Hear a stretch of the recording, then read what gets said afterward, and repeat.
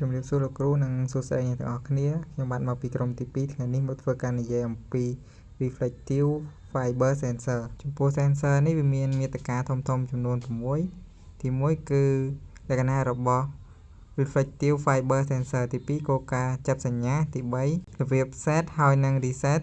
ទី4ឧបករណ៍សម្រាប់ដំឡើងទី5ការធ្វើតេស្តទី6អត្ថប្រយោជន៍របស់វាចំណុចទី1លក្ខណៈរបស់ fiber reflective sensor ដែល fiber នេះវាជាឧបករណ៍ចាប់សញ្ញាដោយប្រើ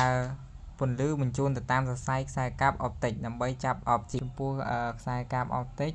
វាជាប្រភេទកញ្ចក់ហើយនិងផ្លាស្ទិកដែលអនុញ្ញាតឲ្យយើងប្រើប្រាស់វានៅក្នុងកន្លែងចង្អៀតដែលវាធន់ទៅនឹងសារធាតុគីមីហើយនិងសីតុណ្ហភាពខ្ពស់ចូលមកដល់ចំណុចទី2គោលការណ៍ចាប់សញ្ញាដែលវាបញ្ចេញពន្លឺទៅតាមបំពង់ខ្សែកាបអុបទិកឲ្យទៅប៉ះជាមួយនឹង sensing object រួចវាផ្លាតមកវិញមកដល់ចំណុចទី3របៀប set ហើយនិង reset របៀប reset មុនដំបូងយើងត្រូវចុចប៊ូតុង tune បូកជាមួយនឹងប៊ូតុង line mode down mode ឲ្យជាប់រយៈពេល3នាទី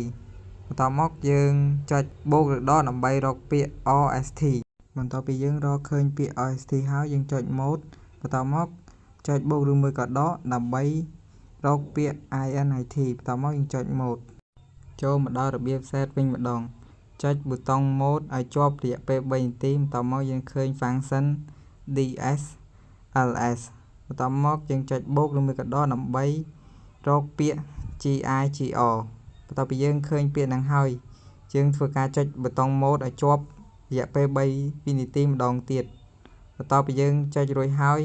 យើងអាចកំណត់ចម្ងាយ object ដែលយើងចង់ឲ្យ sensor វាចាប់បន្ទាប់មកចុចប៊ូតុង tune បដូរពី ST មកលេខវិញចូលមកដល់ចំណុចទី4សម្ភារៈសម្រាប់ដំឡើងមានដូចជាក្តារបតបង្គោលទប់លំនឹងទូលវីស terminal ampli unit និង sensor ចូលមកដល់ចំណុចទី5ការធ្វើតេស្តដំបូងយើងធ្វើការដំឡើងជើងរបស់ ampli unit ជាមួយនឹង terminal ដែលជើងខ្សែពណ៌ខ្មៅ output brown បូកហើយនិង blue ដកต่อមកធ្វើការដំឡើងទៅលើ sensor របស់យើងវិញម្ដងបន្ទាប់ពីយើងធ្វើការដំឡើង sensor របស់យើងរួចរាល់ហើយយើងមកធ្វើការ set ដើម្បីឲ្យវាចាប់ចម្ងាយទៅលើកាំដែលជិតជាងគេ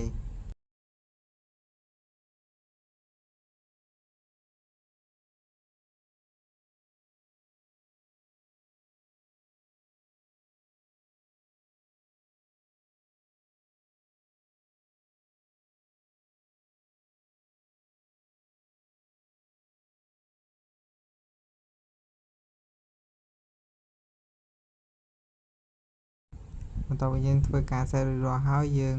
មកតេស្តទៅលើកាំដែលយើងកំណត់ឲ្យវាចាប់យើងឃើញថាវាចាប់ចំពោះកាំដែលយើងមិនបានកំណត់យើងឃើញថាវាមិនចាប់ទេ